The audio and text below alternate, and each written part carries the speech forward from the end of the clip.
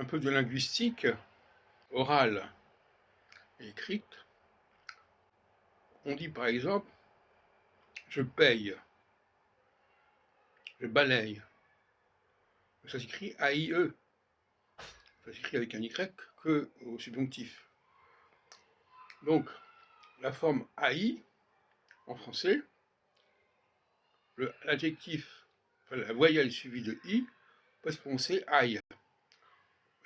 C'est vrai aussi pour le OI, par exemple. Alors, l'anglais atteste cela, puisque dans un grand nombre de cas, il prononce le OI comme un OI, quand même quand il vient du français. Par exemple, la voix, ils disent voice. Hein. Et donc, je pense qu'en français, on devait prononcer la forme AI ou OI, non pas E, mais AI, non pas OA, mais OI. Voilà la question que je me pose, effectivement, grâce à l'anglais qui a conservé des modes de prononciation qui ont disparu en français. Donc, là, nous avons des cas de lecture. Par exemple, je crois, on dit incroyable. Donc, on voit très facilement le passage du OI au OI. Hein. La joie, joyeux, etc., etc.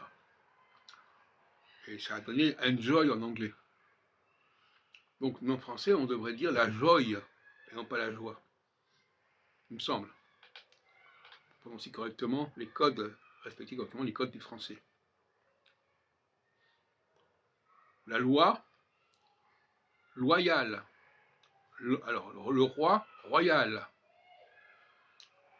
Alors là on ne dit pas, normalement on devrait dire royal, comme en anglais. Les Anglais disent pas royal, ils disent royal. Et c'est comme ça qu'on va prononcer. Donc, c'est pas une question de s'aligner sur l'anglais, il s'agit simplement de s'aligner sur un anglais qui a emprunté au français un mode de prononciation que le français lui-même a oublié, a dépassé par la suite.